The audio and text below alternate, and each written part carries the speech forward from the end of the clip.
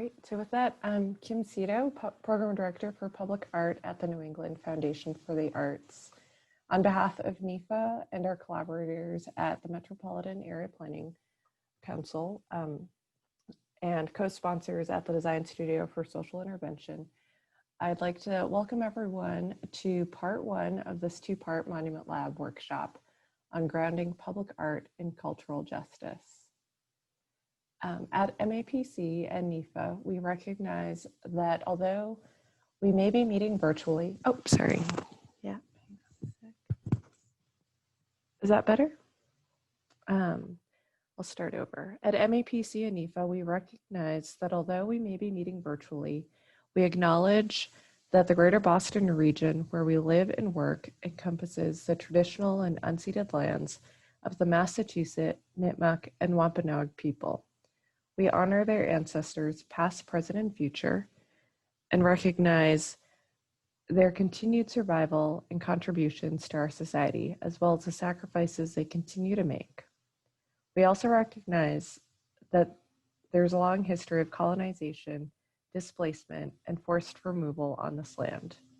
We wish to honor those whose hard work and lives were lost in the struggle for liberation and decolonization. We recognize that we have the responsibility to understand the past and ensure that this understanding undergirds our work. We also affirm that this acknowledgement is insufficient. It does not undo the harm that has been done, and it is a step towards reorienting our collective futures. So thank you all so much for joining us this afternoon. This workshop is part of our Public Art, Public Memory discussion series that we began planning in collaboration with the Metropolitan Area Planning Council in the early months of 2020. And like so many things this year, we had to readjust our plans as the pandemic unfolded. The result of our collective pivoting has been a series of virtual discussions that seem to be even more relevant to our current times than when we first reached out to Paul Farber at Monument Lab at the beginning of this year to initially join us here in person in Boston. Through this virtual format, we've also had the pleasure of working with the Design Studio for Social Intervention, a Boston-based nonprofit dedicated to changing how social justice is imagined, developed, and deployed. DS4SI facilitated a series of discussions in August that explored the role that planners, artists, and organizers can play in cultivating spatial justice in Greater Boston and beyond. We see this current series as a continuation of that conversation, and we're thankful that DS4SI has come on board as a co-sponsor for the series. So at this time, I'm pleased to introduce my collaborator, Emma Bost, the Arts and Culture Fellow at MAPC, who will also introduce our guest facilitators from Monument Lab. Hand the mic over to Emma. Thank you so much, Kim. I'm very pleased and honored to be able to introduce our facilitators and speakers today, Paul Farber and Sue Mobley. It's been a pleasure working with both of them to design and plan this workshop, and I hope that you'll appreciate the creativity and frankly, sheer brilliance that they have offered to shape today's discussion. Paul M. Farber, PhD, is a curator, historian, and educator from Philadelphia. He is the artistic director and co-founder of Monument Lab and a senior research scholar at the Center for Public Art and Space at the University of Pennsylvania. Farber's research and curatorial projects explore transnational urban history, cultural memory, and creative approaches to civic engagement. He's the author of numerous publications, most recently, A Wall of Our Own, An American History of the Berlin Wall, which was just published by the University of North Carolina Press this year. As a curator, Farber works with artists and their families in order to engage, revisit, and reimagine their archives. In doing so, he also brings multi-generational students into the fields of public art and history. In addition to curating Monument Lab's City Hall exhibition in 2015 and their citywide exhibition in 2017 in Philadelphia, he is a co-curator of Monument Lab's A Call to Peace exhibition in Newark, 2019. With Monument Lab, he also directs research residencies with the Highline and the Pulitzer Arts Foundation, convenes a National Fellows Program, and hosts Monument Lab's podcast featuring artists, scholars, activists, and designers who are shaping the next generation of public art. Farber earned a PhD in American culture from the University of Michigan and a BA in urban studies from the University of Pennsylvania.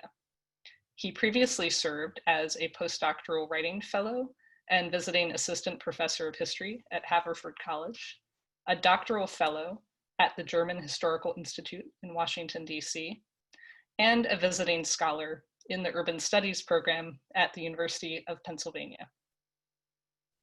Sue Mobley is a New Orleans-based urbanist, organizer, and advocate. She is senior research scholar at Monument Lab, a visiting fellow for arts and culture at the American Planning Association, a visiting scholar at the Center for Public Art and Space at the University of Pennsylvania, and also a member of New Orleans' City Planning Commission. She has served as Director of Advocacy at Collocate Design and was co-director of Paper Monuments, a public art and public history project that invited residents to imagine new monuments for New Orleans. Sue was formerly Public Programs Manager at the Small Center for Collaborative Design at the Tulane School of Architecture, where she combined public pedagogy projects, strategic collaborations between the academy, public, and nonprofit sectors, and adapted social science research methods with architecture students. Sue holds a BA in anthropology from Loyola University, New Orleans, and an MA in political science from the American University in Cairo. She is the author of Human Rights, Human Wrongs, Observations of Human Rights Law and Norms in United Nations Peacekeeping Operations, and also a contributor to Remaking New Orleans Beyond Exceptionalism and Authenticity, which was recently released by Duke University Press. So Paul and Sue, thank you so much again for joining us today and for facilitating today's discussion. It's great to have you with us, and the floor is yours.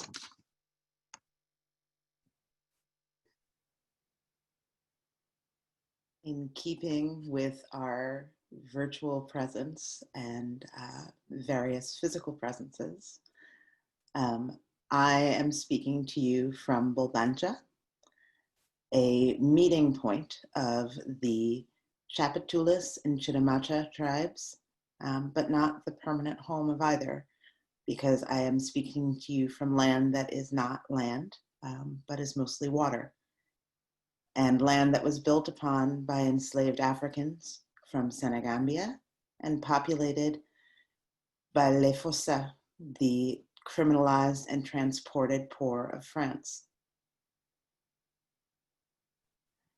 I'm Paul Farber. I'm connecting with you from Philadelphia. I'm in the spirit of acknowledgement.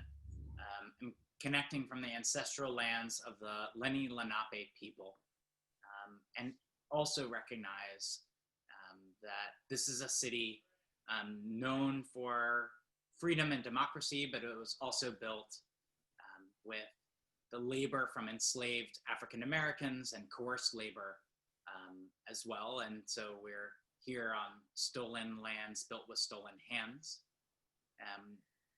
These heavy histories carry with us, and they're part of why we're here today to speak with all of you and gather and think about commemoration, not as something stuck in the past, but as something that we carry with us today.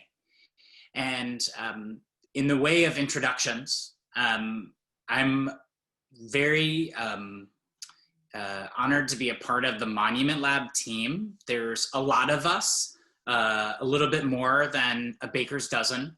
And today we're represented by myself, I'm director, and Sue, a member of the team who will introduce herself shortly. And then another member of our team, Yannick Trapman-O'Brien, is here helping on all other fronts that you may see or not see. Monument Lab is a public art and history studio. We're based in Philadelphia, but that base is elastic at this point. We have team members in New Orleans, in Newark, and collaborators around the country. And our goal is to critically engage monuments that we've inherited and unearth the next generation of monuments by paying attention to and elevating stories of resistance and hope in the fight for thinking about art and justice together. Sue, I pass it back to you. And I am Senior Research Scholar on the Monument Lab team and part of what is a growing research team. We are undertaking big and exciting new projects as a group, and also using that as an opportunity to dive deep into the roots and values that make our studio what it is, and to connect with others who are working along similar lines across the country. So when we first originally thought of this event, we had a limitation, which was we were all going to be in the same room in one city, in one place. And actually, when we started talking, Sue was going to be unable to join us back in March and April, but was going to conspire, was going to sprinkle her brilliance all over our preparations and materials. So one outcome is that we get to have Sue with us.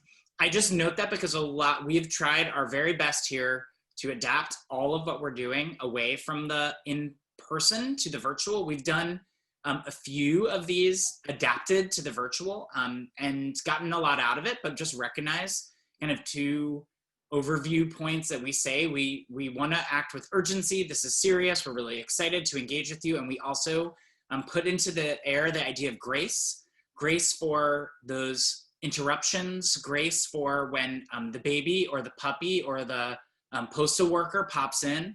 And so we'll carry that grace together.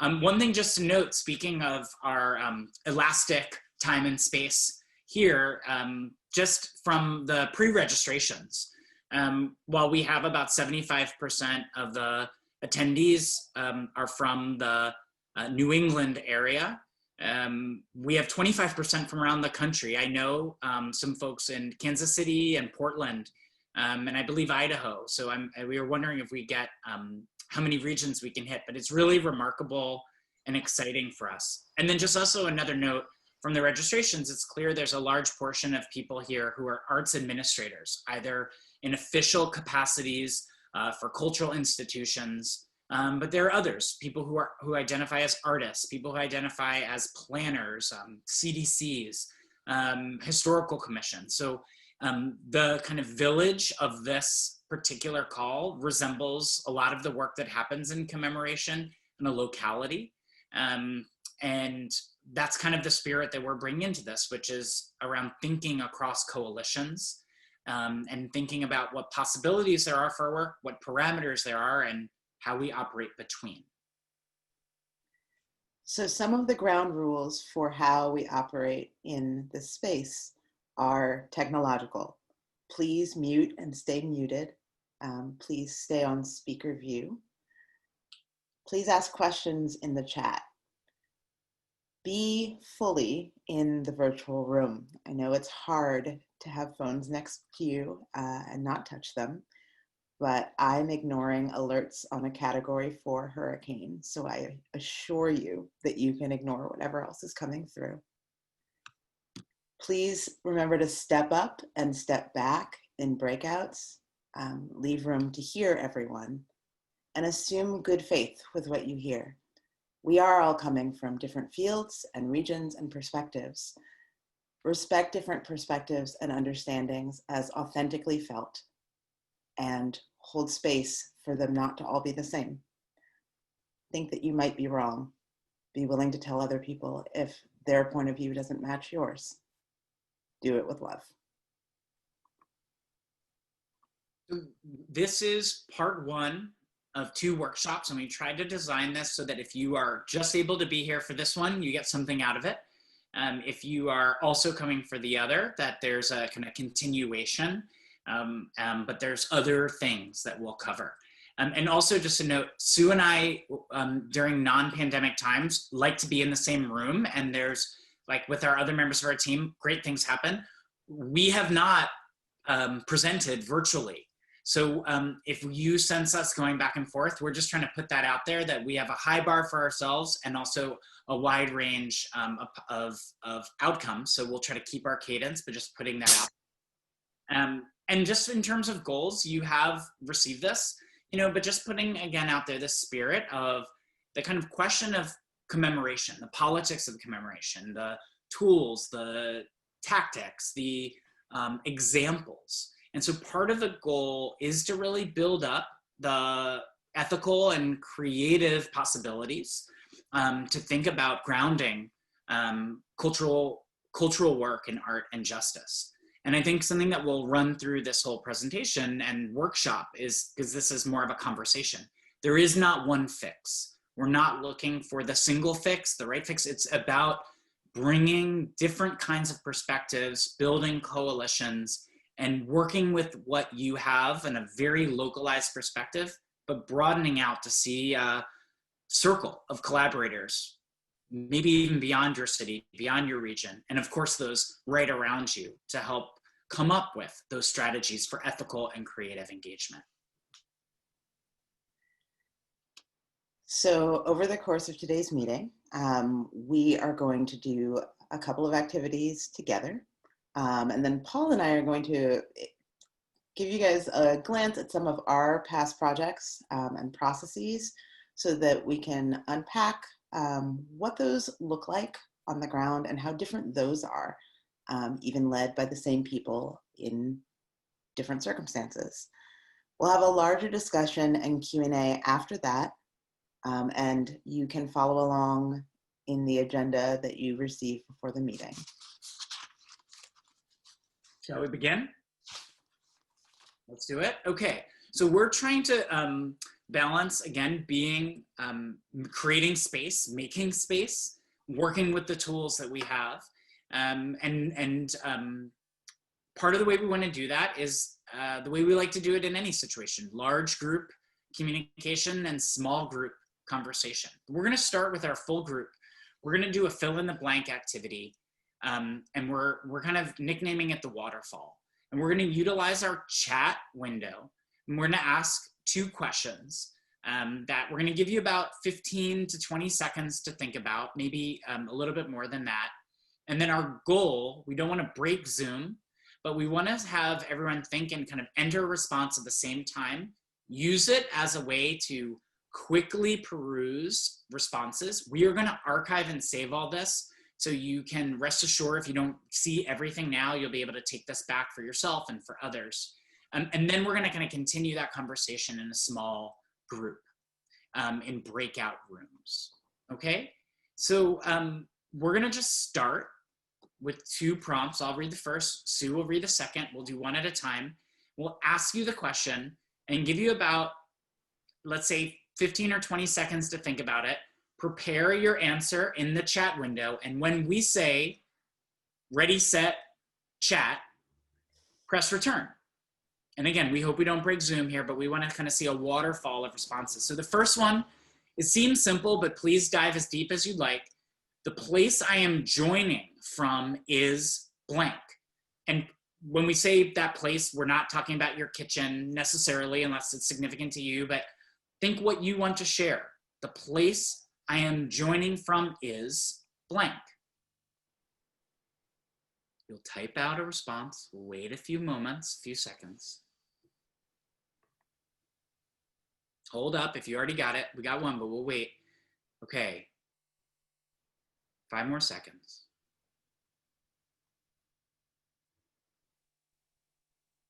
Okay, ready, go. Boom, okay. A broken Republic person, I love you. Loving a city with all its complexities, of course. Oppressively silent on matters that matter. Home. We could just do a whole workshop on home. Home exclamation point, home lowercase. There's no wrong answer, folks. And this way, not everyone's fully on the spot, but everyone is involved. That's the goal. This is amazing. Okay. Sue, are we ready for the next one? Next waterfall? We are, though. I'm still enjoying reading these. Okay, well, yeah. Well, again, we're going to archive this, and it's in the chat. It's not going away, but we're going to save this. This is an amazing look at who's in the room, y'all. I know, make a map from this. Yeah. That's not the next question, but now I'm tempted. Okay. But now we're definitely doing that. Okay. Question 2. We're going to do the same deal. You're going to get 20 seconds. You're going to think about it. You're going to type it in the chat. And then when I count down, you will drop it and we will waterfall. I would describe the monument landscape in my area as. Okay. Hold. Sit with it. One word-ish. One word-ish. Hold on. We're going to drop them all at once. I love your enthusiasm. 1, 2, 3. Chat.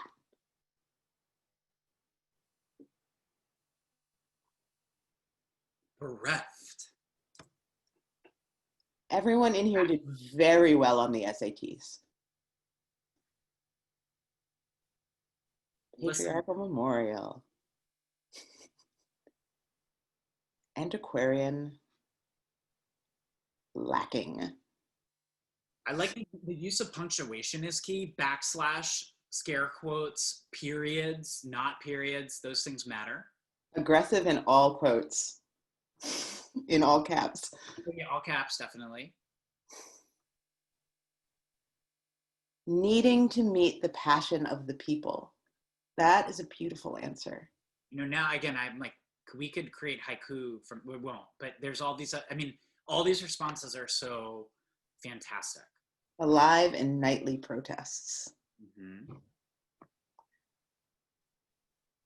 Disappeared native.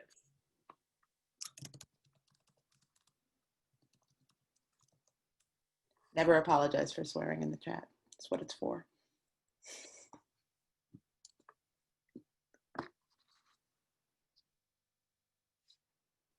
Wow. Okay. I mean, like when you know, thinking of all the ways you can categorize work and where you start from, just this feels like a raw textbook or a raw roadmap in a way. And just thinking, you know, of course, all of you have more than one-ish word, but just in this exhale to see what you're putting out there, it's intense, it's important, it's layered. So with that spirit, thank you for trying to break Zoom, but keeping with it. We're gonna extend this part of the conversation into breakout rooms. And in a moment, you'll go to small breakout rooms. We're gonna talk to folks for about 10 minutes. Sasha, you're gonna help us out and put people in those rooms. Sue and I may pop in and pop out. You know, if we're in a room, we could be a little bit more lighter on our toes. All of a sudden, we'll zoom in, literally, and zoom out. And then we have another 2 questions that you have that we'll also broadcast out to all the rooms to discuss.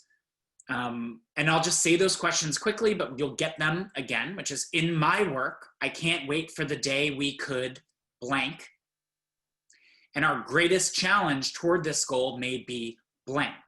And you'll note we have mixed our singular and collective pronouns. We want people to be able to acknowledge, like, you're the individual, but a lot of you are representing organizations, so you don't have to feel like you're a spokesperson for that, but you hopefully, maybe easier said than done, can speak for yourself and what you vision. This is not work. This is something separate. At least, hopefully, we're going to try to suspend that from being from another space. And we'll go to our rooms. We'll come back. We're going to do a quick debrief in the chat before we go on. Sue, anything? Organizers, anything before we whisk people away to their breakout rooms? Let us whisk them away. Okay. See you back in 10 minutes.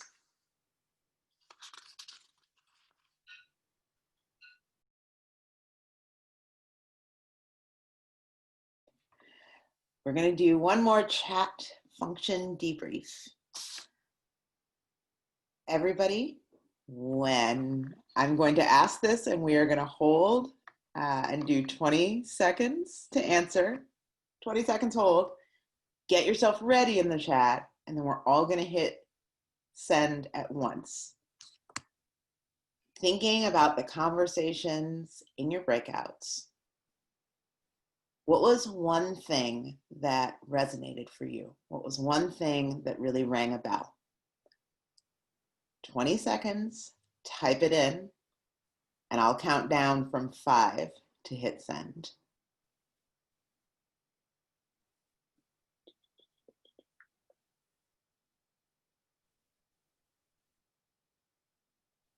Just a few more seconds.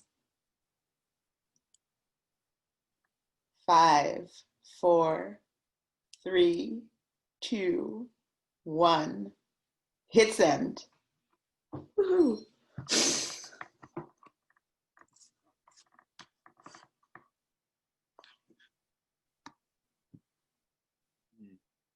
How bureaucracy holds creativity from being fluent. The idea of fluency. It can be very awkward to meet new people on Zoom and start from there. You get it? You get it? Someone mentioned fear of change as the thing they would like to see change and as a challenge barrier. Yeah, that's for real. Lots of thinking about what is permanence or not permanent, right? Or like all of the ways, we'll talk a lot about that. I hope everyone else is scrolling. This is the opposite of doom scrolling, like what you do on Twitter. This is like deep scrolling. Public art could be the pillows, not the couch. I like the codedness of coded words. Yeah, all of these are fantastic and powerful to read. Bronze doesn't have to be irrelevant. Does not. Monuments need to be changed. Okay.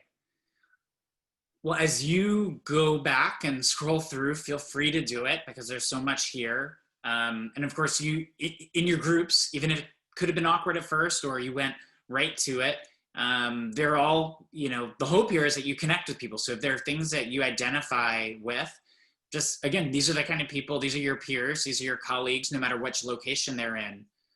So just be taking notes of who you want to have more conversations with, even when we don't throw you into a random Zoom room. We're going to switch gears right now and talk through a few case studies. Those case studies are related to projects that we've done. These are projects that are either Monument Lab projects or let's say in the broader family of Monument Lab projects because Sue had worked on them in other capacities. I think part of what we want to do is put out a few priority points because there is no exhaustive slideshow we could come up with, or if we did, there's no, a better way to put it, there's no amount of time that we could appropriately have to go through everything, right? It would feel like art history class all over again. So what we want to try to do is actually just talk through a few kind of questions to think past the idea that there's a single fix, that if we just attend this workshop or we just attend this book or we just throw ourselves at this one way at a problem that we'll have a fix.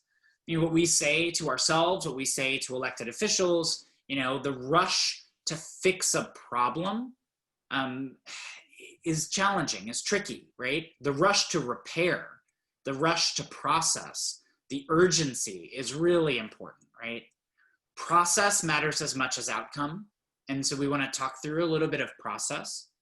And it matters where you are in time and space, what resources you have. And so we'll actually just share, maybe not even our biggest projects ever, but ones that we feel like were entry points for us in the broader work that we do.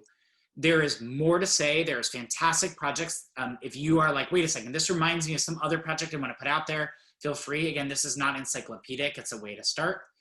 Our team member, Unique, is going to start a slideshow. We're going to do our best to walk through and have him control the slides so we don't keep changing screen. So again, for the sake of Monument Lab, we emerged out of classroom conversations in 2012. We did our first project in 2015 in one place in Philadelphia. I'll talk through it in a moment. We had a citywide exhibition in 2017 with 20 projects that engaged 250,000 people in person, close to 2 million online elsewhere. And since then, we've done small and big projects around the country, and now increasingly a little bit outside. We're partnering with a few agencies to do a transnational project over the next few years. But we're going to dive in, and we're going to start with our first project here. And if Unique, you could go to the first slide, the second slide, I should say, and switch us to presenter view so we can focus on in.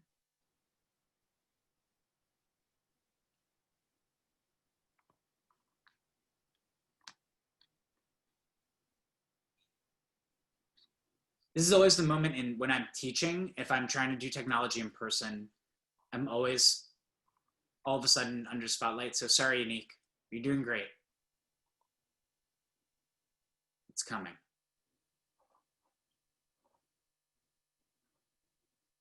Or if it's not coming, I'll start talking and you'll figure out how to go full screen and we'll see it enough. So Monument Lab began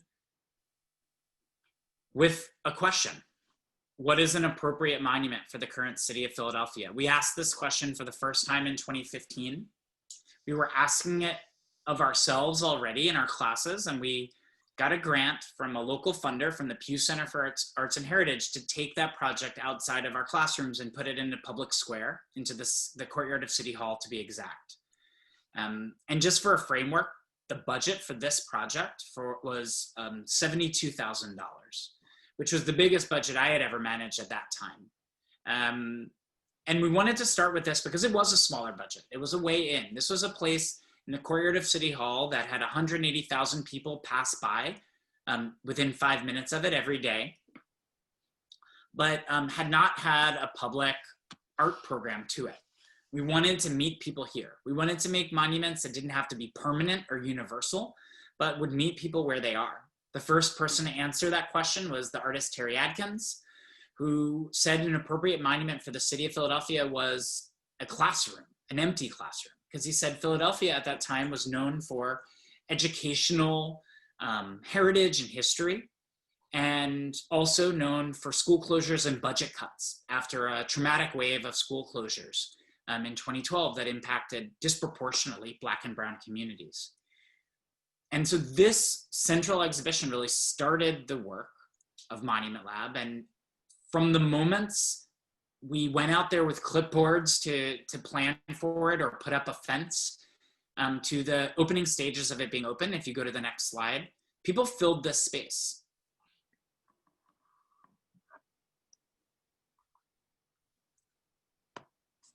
Yannick, can you hit the second slide?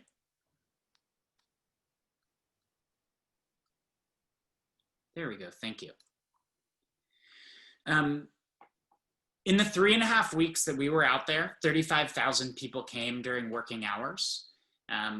4,000 came for daily events, and 500 people left monument proposals I'll talk about in a moment. And this project, we thought that we would train our students who we hired and a social worker and a public historian, and we'd look at it from afar, but it really pulled us in. It was amazing for people to have no barrier to art and for us to have a high bar of entry. We really had to bring it. We had to explain and invite people in. This was 2015. And at that point, it felt like Monument was a way to talk about the past, present, and future together. Next slide, please.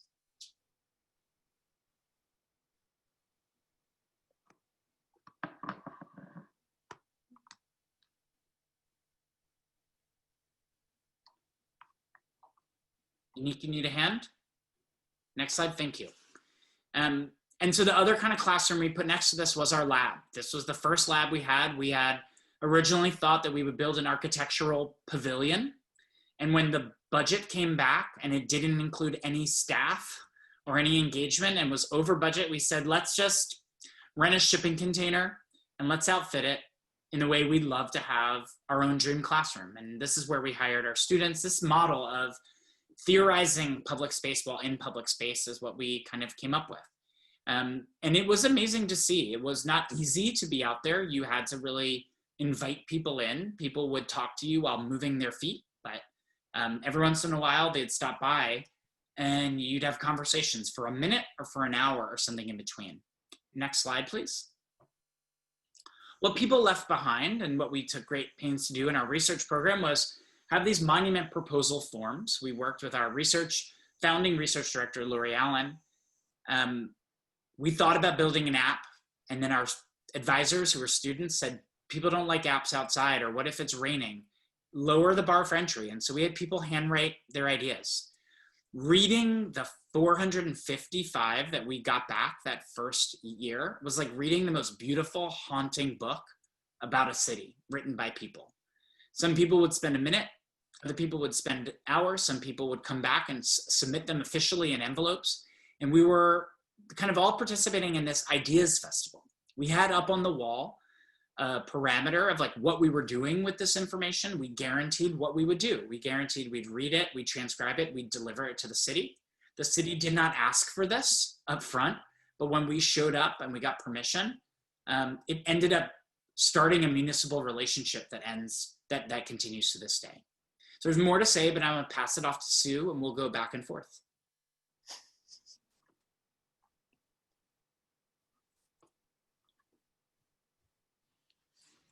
So Paper Monuments took a great deal of its inspiration from the work that Paul had been doing at Monument Lab, and specifically took inspiration from the way in which questions had been asked and the beauty of the answers.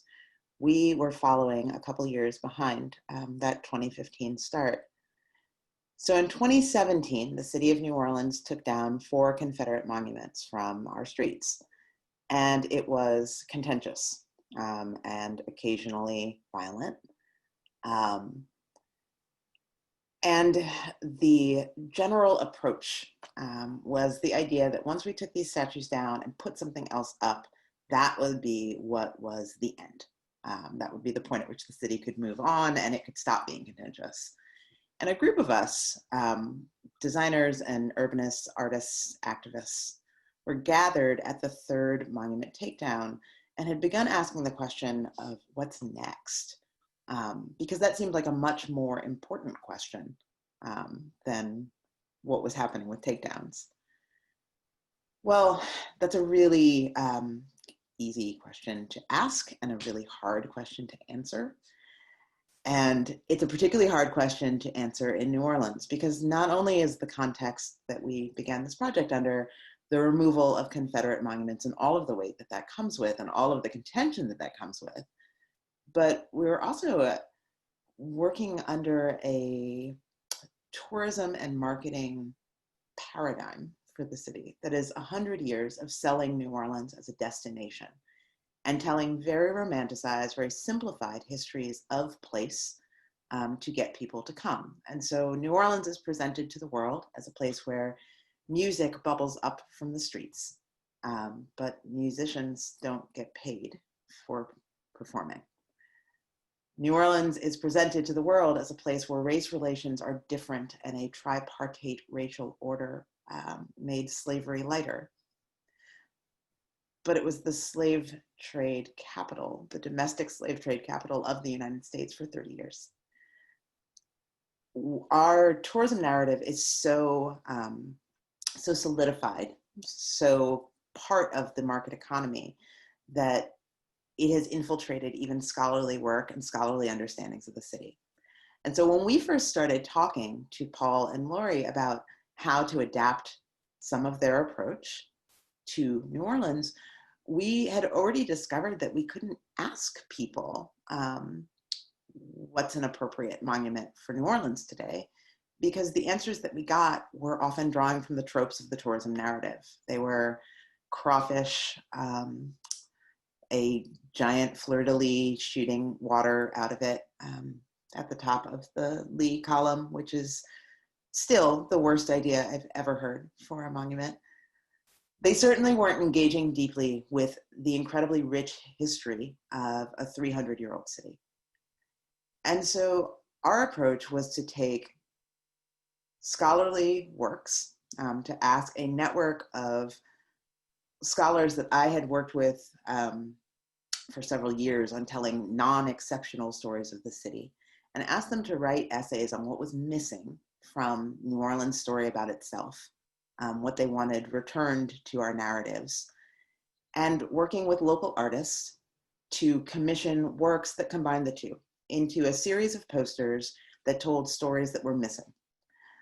We then created those posters at a 12-inch by 18-inch scale for free distribution at bookstores and libraries, and blew them up to 8 feet to create galleries across the city. The gallery at the bottom left is one on Canal Street that covers the front of 4 burnt out buildings. It's 45 feet long, and tells stories that range from the pre-colonial through to the 1970s. Next slide. The reason that we did so much work at the gallery scale and in the urban core was because we wanted to ask people to imagine new monuments to New Orleans, and we couldn't model the pods, the labs in public spaces, because New Orleans doesn't have the same kind of density that Philadelphia does. So instead, we took advantage of where people, working class citizens of our city, were already gathering.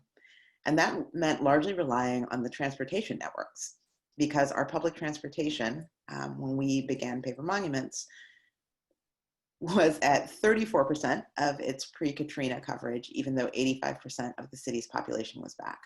And so people were waiting for 45 minutes for a bus transfer, which is a lot of time to read a lot of history and a great opportunity to ask people what they want to see on our streets.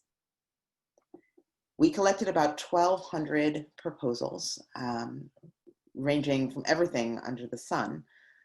And those proposals, while they have not yet manifested as physical monuments, have influenced another project that I will talk about a little later on in this presentation.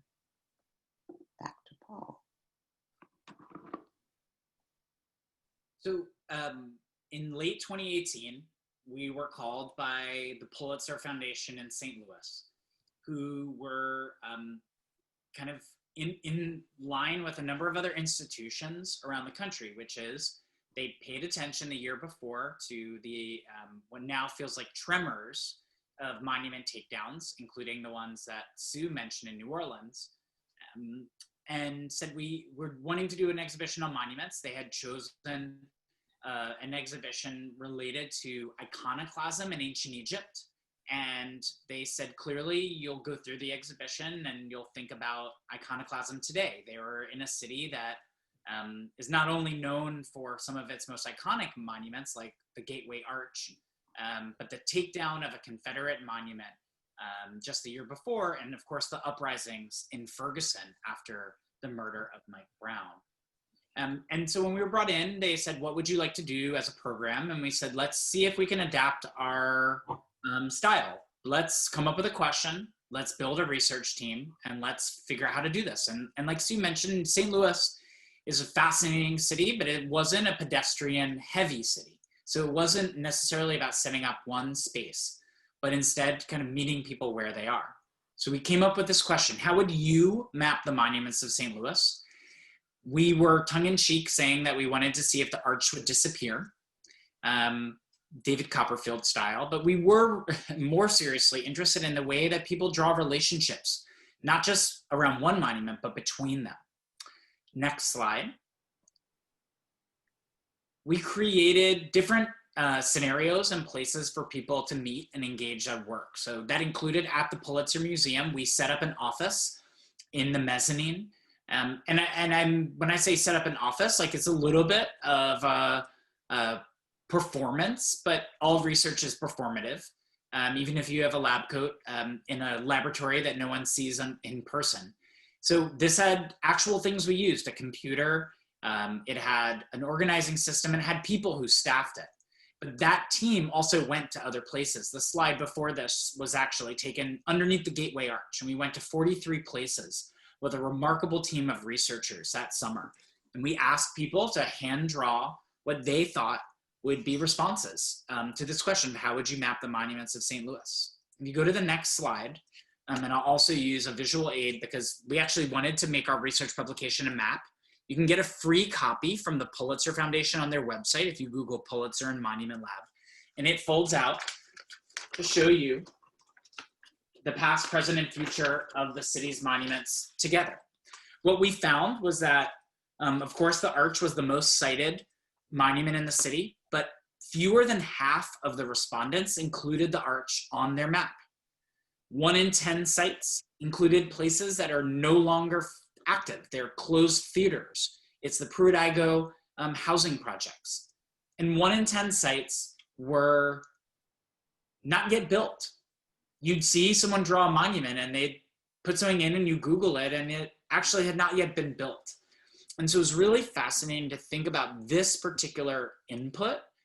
What this has yielded is some really exciting results. The State History Museum has prompted this as part of their initiative to make new historic markers for the city that tell different stories, especially ones that are critical, related to resistance, dealing with systemic racism and white supremacy.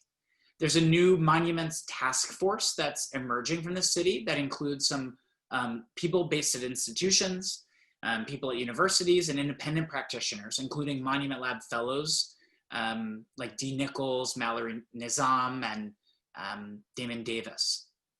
And I think what's really interesting, again, is that this is an artifact, but it's meant to prompt and has now kind of become a creative form of municipal knowledge. I'm going to pass it back to Sue. So Sites of Resistance was a project that I did in early 2017. And really came out of the upswing in protests and resistance activities after the election and inauguration. I helped to bottom line a number of large-scale protests at senators' offices, and for many of the people who were there, it was the first time that they had ever been in the streets. And I kept hearing this recurring sort of self-congratulatory statement that, like, it was great to see so many people out and amazing because New Orleans didn't have a history of protest. And about the third time I heard that, something snapped in my brain, and I decided that we needed to do some work on understanding what a history of protest really looked like in this city.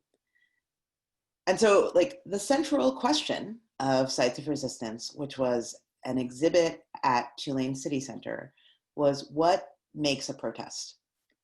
And the examples in front of you right now are a very traditional civil rights era march through the core of the city, through Black neighborhoods to City Hall, which is certainly an acknowledged understanding of protest.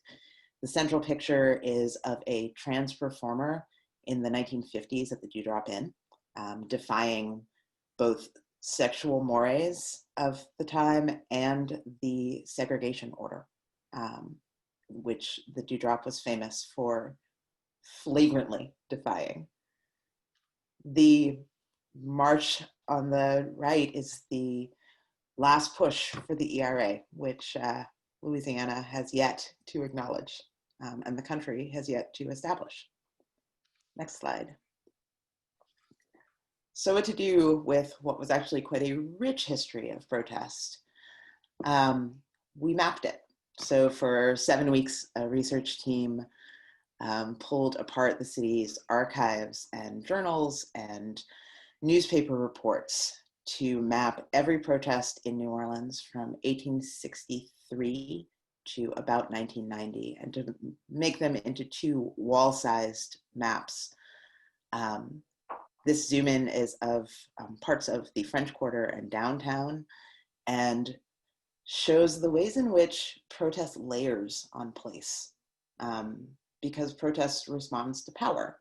We are physically putting ourselves where those who have power can be challenged for it, where we are contesting the right of those who have power to have it.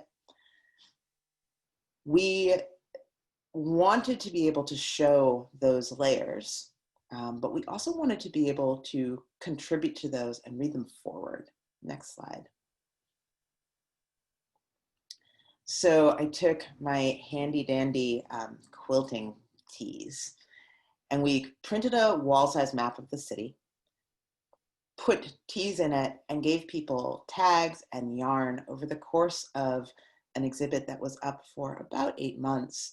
Had folks map out everything from 1990 forward that they had participated in personally as a protester, as a legal observer, as a legal challenge, and to put it on the wall. And it turned out that that was its own learning experience that almost no one could adequately remember on their own, how they had moved through space, what date something had happened, who else had been there.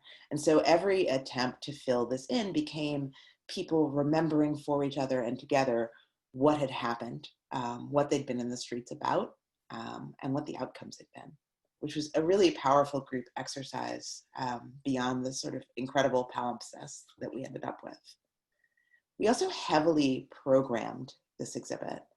And so the events calendar that is on the left side is not everything that was done, but there were panels on political organizing and women in political organizing. There were panels on labor organizing and speakers about police violence, about histories of political life in the city, and also distribution of food, rallies for shrinking our jail size, brake lights changed by socialists in the parking lot. And it became a convening of people, an opportunity to put people in a room who not only needed to understand the legacy of the land that they were on when in the streets, but also needed to know each other, needed to be able to build a movement together. And bringing them together repeatedly was more meaningful than anything we could have put on the walls. An exhibit is a container. The movement is contained within it. Handing it back to Paul. Great. So this could probably exist in a lot of your communities, but this is based in New Jersey. And we were approached by the state's Historical Commission and Arts Council last year because they were interested in a long-range plan for the state's American Revolution commemoration. And they said they didn't want it to be the same old project. And they wanted us to kind of talk them through what was possible. We started these great conversations, and they've asked us to put together a proposal. And before we said we wanted to put together a proposal, we said that we actually want to start an artist residency program, because a lot of times artists are brought in at the end and handed an opportunity. They're given an RFQ or an RFP. And instead we had artists tell us where they are, and to not think about the revolution in maybe the same terms that they're often depicted. So the artist and scholar, Amber Wiley, started here nearby the campus that she teaches at, Rutgers. If you go to the next slide, you'll see that Amber was one of 9 of our residents that worked this summer and this fall. And Unique, could you hit the next slide, please? And you can go forward one more too.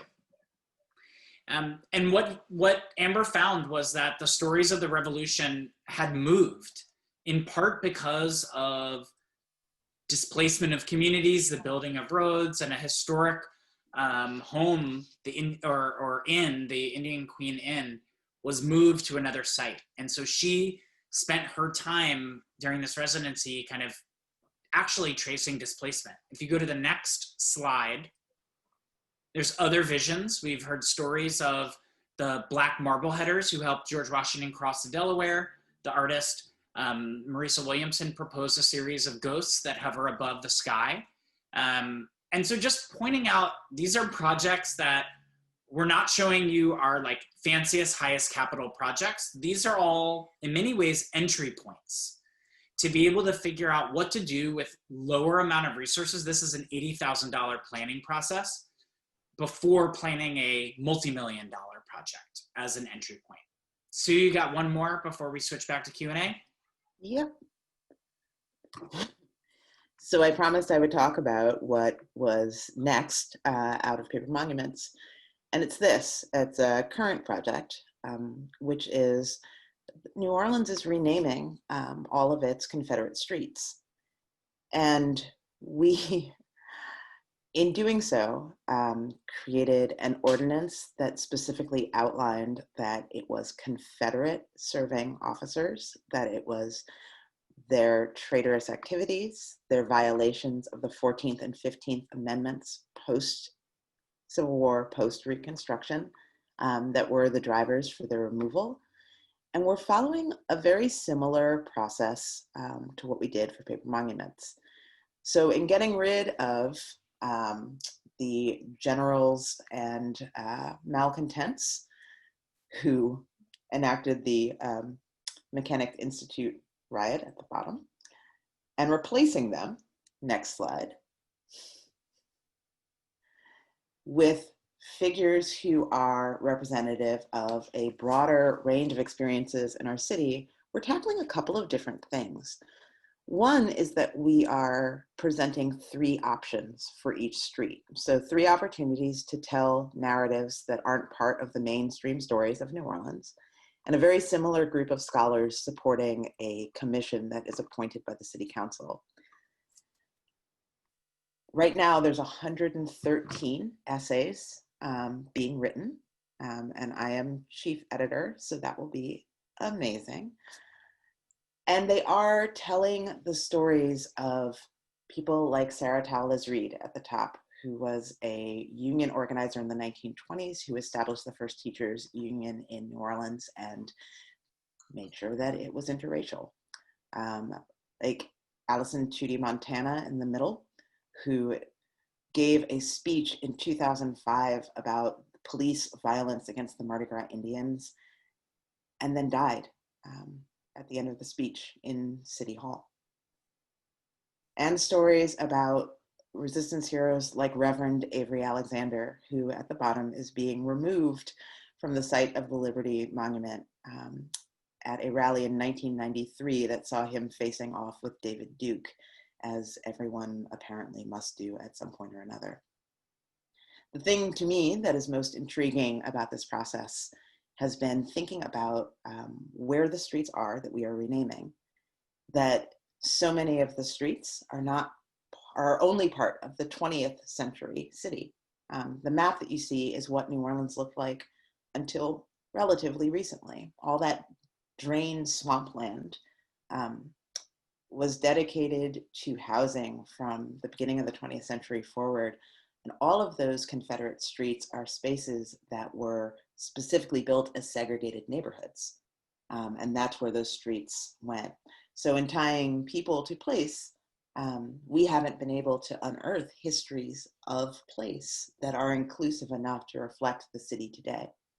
So it's taking a lot of creativity to think about how this work goes forward. And I think with that, we're ready to stop sharing the screen, Unique, and hop right to the mailbag.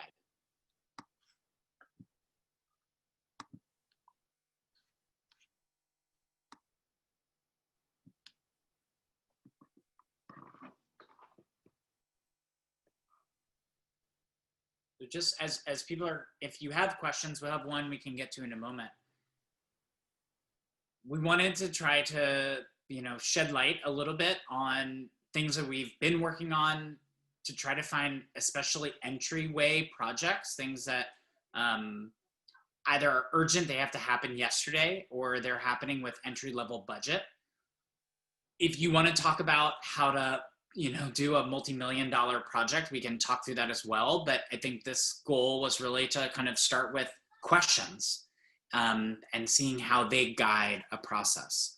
But I see a question here. The first one that came, are you finding opposition to change waning? Sue, do you want to take that one? I am finding opposition to change shifting its tactics, and in many ways shifting its tactics to ones that are traditional of the planning process. That I'm seeing more proceduralism and more attempts by former open opponents to engage in a process and move it, either by expanding the scope of it or by throwing, but first you have to. There's often a great deal of resourcefulness around city code that is absolutely still resistance to change. It is a far cry from guys in the streets with flags and torches and guns. But I also have enough experience in this work to know that the guys who come to city council meetings with procedural challenges will immediately get on a text thread with the guys with torches and flags and guns. And I've experienced that in my work. I also want to answer the question of how the Street Renaming Commission was an outgrowth of paper monuments. I was tagged into that process by a city council member who had been a supporter of paper monuments and specifically to enact the same kind of storytelling process for streets renaming. Yeah. I mean, I think that there's also a thread running through a few of the questions. We're trying to get to as many as we can, and if we can't get to all of them, we're happy to find ways to engage with you. About changes, right? Changes in the conversation, changes going on. And I think, Sue, your notion of things shifting is really important, right? There was a few years ago when we started our work, you might meet a public art officer here or there who had the will to change, who would use the little bit of money they had to hold a talk or a workshop. And once there was a little bit more momentum around monument takedowns, you saw that shifting, right? And part of the work of Monument Lab was to organize with those folks, give them research or give them ideas, but also to greenlight ourselves, right? When paper monuments folks came to Philadelphia, it gave us more authority. And when they invoked us in New Orleans, it gave them a path as well. And so I think it balances this, things changing. Right now, there's long overdue work that's being pushed to the top. And we have multiple constituencies who have different, really important timelines. There are mayoral term limits with mayors who more and more want to be able to make an imprint on the monument landscape. There are public art officers who either have budgets slashed or they have new budgets that they have to spend because it's influx from a local foundation. So I think those shifts are just important to read and figure out where you fall in that. And not waiting for change to happen, but being a part of that communication line. I want to address the questions in chat that are coming up about communicating research and communicating digitally and engaging people digitally. And yes, answering Dolly's important cue. It is really a challenge to do engaged work digitally. I think we're all seeing that, all figuring out new ways. There's a ton of people who are trying to figure out effective new ways. There's also a tremendous opportunity. And I say that, from a planning commission perspective, as well as a project-based perspective, to use the fact that everyone is virtual to take advantage of new audiences that wouldn't be able to come otherwise. One of the things that was most frustrating about the tail end of paper monuments was that we were traveling to meetings to do proposals. We were regularly seeing that with street flooding and environmental change, that the meetings that were canceled were the ones that would have been populated by older folks, by people with small children, by people who were reliant on public transportation. because the organizers were very conscious that they were vulnerable. And I think that's a similar dynamic around COVID, where like, I wouldn't want to gather a group of elderly people into a room to do a workshop right now. I do love it when people are doing public comments on a city planning meeting who normally would not come to city council chambers and sit there for 6 hours, but they can plug in for the half hour at home and know exactly when to be present. I think that it's going to keep being creative because the ground's going to keep shifting. You know, I mean, every project, you're looking for that creative space, the resources you need, but you always have to read the parameters. You know, I think of all those years that in certain states, there were laws enacted that you could not touch Confederate monuments, Confederate lost cause monuments, right? And cities and activists and artists had to find ways around it. The city of Memphis, you know, sold the land on public land so that someone knew they could coordinate to take down 2 Confederate monuments, and paid a heavy price for it, but stuck by that as their vision. So I think it's a challenge, and we're in the midst of one now, in a conversation that is remarkable because we can talk to all of you folks and we can connect and learn, but we're also simultaneously all in our home offices or living rooms or bedrooms or whatever is hiding behind your Zoom background, and we're balancing those things. So I think Sue is referencing something that's really important. The charrette, the design meeting, the thing we would have used before, actually may or may not have truly done the work of engagement, right? There actually were barriers built into that. There are studies that show that more vocal, more affluent neighbors all dominate spaces in community meetings. So I think there's a few different ways to think about this. I mean, one is hyper-localizing your work, thinking about analog drop-offs. I know we have to fight for our postal system right now, but thinking, you know, we've discussed the postcard, the drop-off, and thinking about where people can gather. Something that we've shifted our thinking about, we put out something called the Monument Lab Field Trip, a free downloadable guide, because we were talking to a lot of parents of our collaborators who needed things to do with their kids. There were no field trips at schools. There were no opportunities. And so we've actually connected with dozens and dozens of educators on the same exercise that are given to grad students, that are given to retirees, that are given to middle schoolers. So we're still thinking it through, but I think, again, what do you do with the parameter that you have? And again, at every step, we're talking about not just inclusion, we're talking about legacies of exclusion. And so how do you figure out ways to address it? It's just making it part of your process, that your process is going to matter as much as your outcome.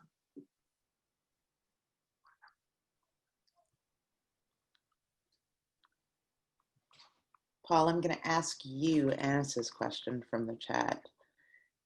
You've mentioned the importance of process. These projects have been a wonderful way to elevate new voices and visions of what monuments might be.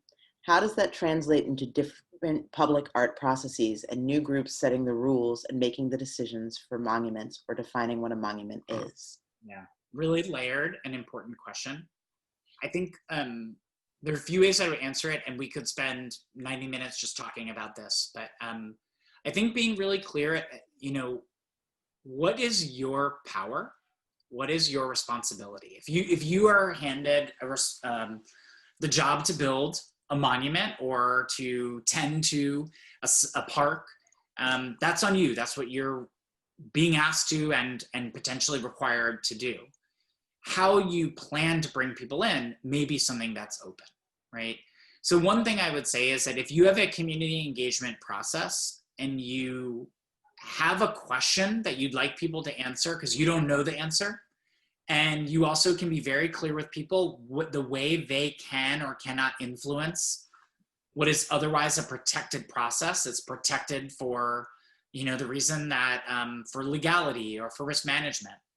And you can ask people that, right? You can say, hey, I am trying to figure out the right place to start, and I haven't figured that out yet. That's not mandated. Or I know where I have to start. Before we start, I want to have a meeting to talk about what are the key values. the flip side of that is saying that you're doing community engagement to check off a box, but you actually know how everything's going to go, right?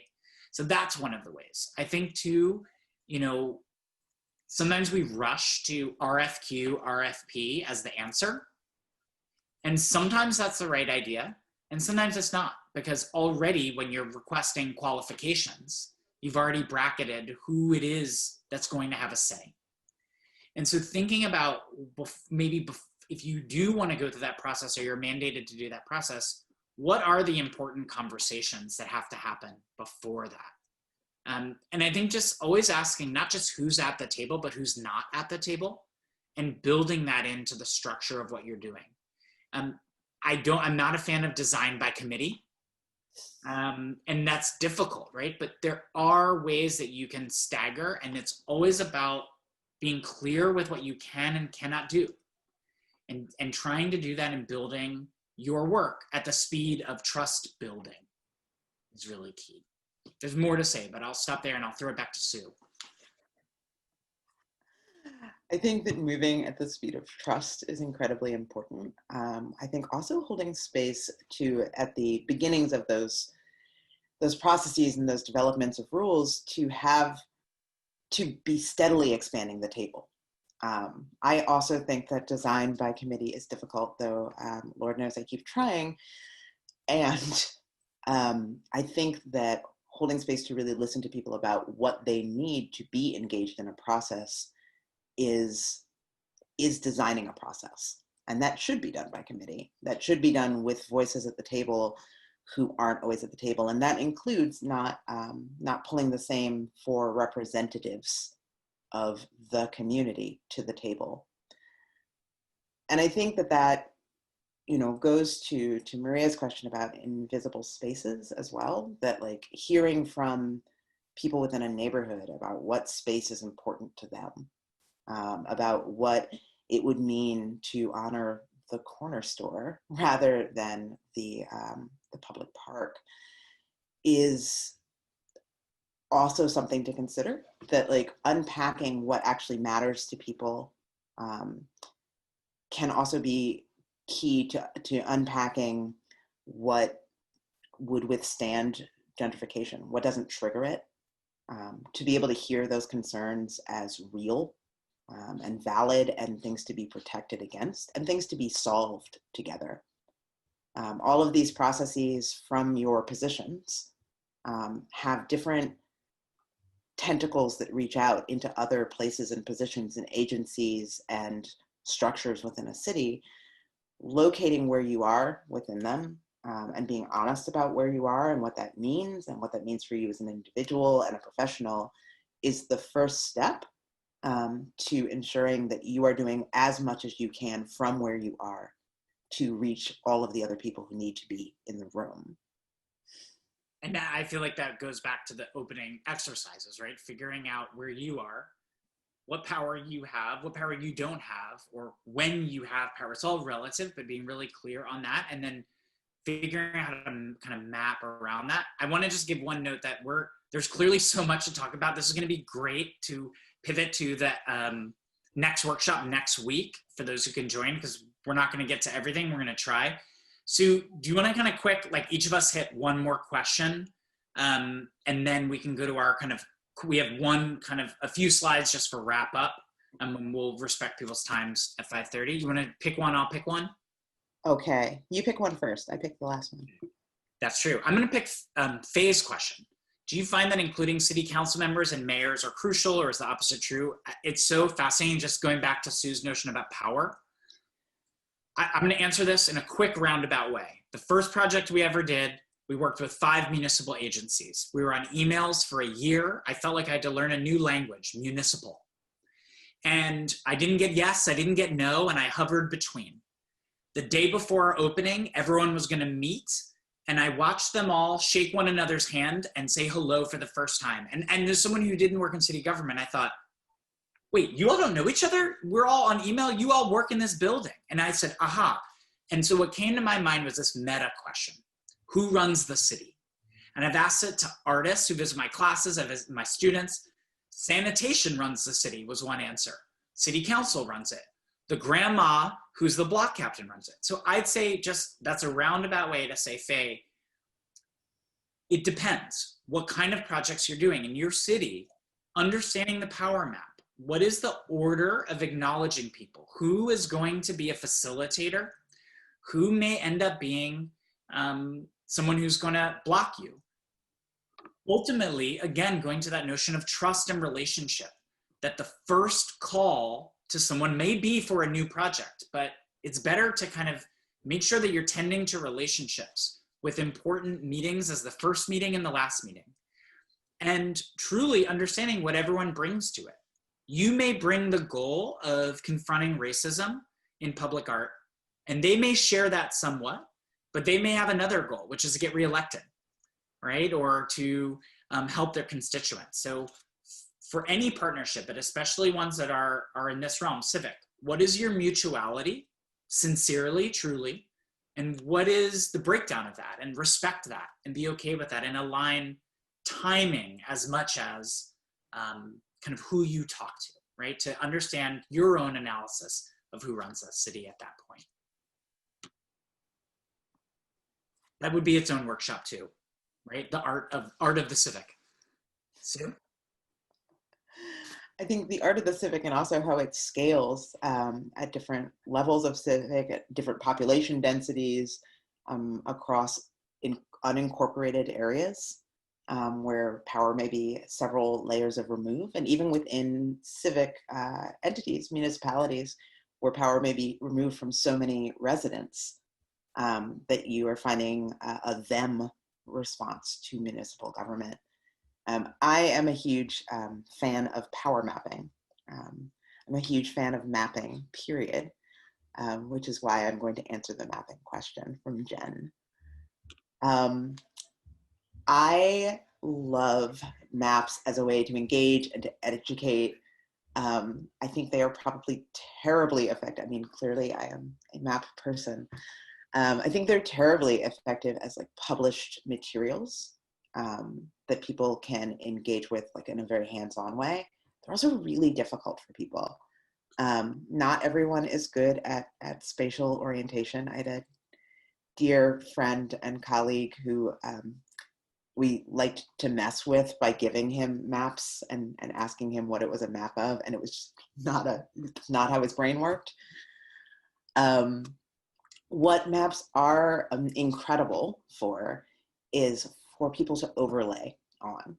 So people's ability to, like, once they are focused in on how they relate to this spatial understanding, the ability to mark space at the block scale, at the country mile scale, and to claim it as like, this is what happened here.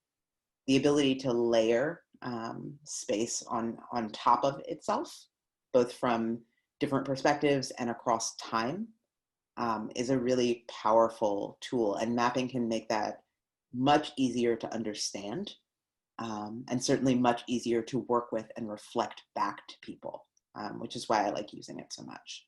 So the map behind me, which is going to be very hard for you to see, is Norman's map of New Orleans, and it's a classic print of the city. And the version that I have is one which the Historic New Orleans Collection, for their Purchased Lives exhibit, took and placed red dots on every slave exchange, holding pen, and auction area in the city. So basically the downtown of New Orleans is just a sea of red dots. That's a layer on a map that changes how you envision the city and that makes visible the invisible. So I don't know about you all or you, Sue, but I feel like I took in a lot, and I want to take a moment before we're like shifting to end just to breathe in and breathe out. Or maybe I feel like a sponge, like take in, and then we'll wait over the week and we'll ring out. But this was just there's so much here. So we want to take as much of this energy forward. We also recognize we try to move through a lot fast. So some of you may have follow-up or thoughts. We highly encourage you to come back next week. Yanique, could you put up the slides? Because we're just going to have a few kind of last thoughts we want to share with you, and encourage you to come back next week, but also just encourage to engage with us, and hopefully we get more times to talk not when we're Zooming through, but even if we're Zooming through. So we did just announce a big project yesterday, thanks to the Mellon Foundation, which we're doing a national audit of monuments called the National Monument Audit. And we've been getting some really exciting emails from folks around the country, and it's not the topic of this conversation explicitly, but research is. So please let us know questions. You can read about it on our website. We're really excited to do this, and it's gonna lead into a series of research field offices, which you can hear about more next year. Unique, would you move forward? We made mention of a few different publications that we've given out for free. And as many of them that are free are on our website. A few books, including our Monument Lab book of our 2017 exhibition, is up there. But there are resources like our field trip or the Pulitzer map that are downloadable, and we're always putting up new ones as well. And then Unique, one more. If you're not Zoomed out this week, we happen to be hosting our annual conference, and there's another conversation we had of how we adapted this conference online, but we have these amazing conversations featuring the work of our fellows. So this is free. It's 12 to 3 Eastern Standard Time, Thursday and Friday of this week. It will also be recorded, and it will also be interpreted in Spanish and German. So if you're Zoomed out or you're thinking about multilingual friends, it's a orientation point. And of course, following us on social media at monument_lab is a great way to be in touch. But I will say this is a lot of information, and just a little preview of next week. When we gather, we're inviting 2 of our fellows, Ariel Brown and Joel Garcia, to join us. And then we'll be doing a little bit more conversation, some case studies, and hopefully wring out the sponge, so to speak, of all the brilliant thoughts. We'll also share with you notes from the chats, because there's so much there. A lot of gratitude for this group here. I know our friends at MAPC and the New England Foundation of the Arts may want to say a few words also. Sue, do you also want to say a goodbye for now?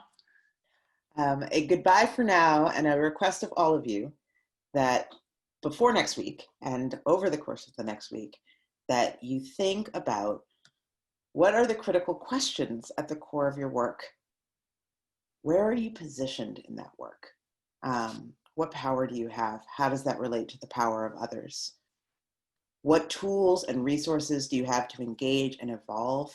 What tools and resources do you need? What limits and possibilities do you have to engage and evolve? And who else could come to the table and shift those limits and change those possibilities? And we'll email this out. We're really excited. And also I'm gonna give a virtual applause to our organizers and facilitators behind the scenes and in front of the scenes in making this possible. Thank you to the MAPC and New England Foundation Arts teams, and to our team member Unique, and Steph, who I found out is in the audience as well. And we hope to see you next week. Thank you all again. Very quickly, just wanted to thank you both, Paul and Sue, for sharing your wealth of knowledge with all of us, and for so skillfully guiding our discussion today. And again, thanks also to Yannick and Sasha. Yannick is with Monument Lab, Sasha is with MAPC, for their hard work preparing for today's event and keeping things running smoothly throughout. And of course, thanks to Kim and the public art team at NIFA for this partnership. So we'll send out a follow-up email. It's going to include a short survey, which we hope you will take, as well as some of these reflection questions. And if you have any questions for any of us, feel free to respond and we'll get back to you. And we hope that we'll see you next Tuesday, the 13th at 4 p.m. Peace, everybody. Maybe see you on Instagram, Twitter, or right back here on Zoom.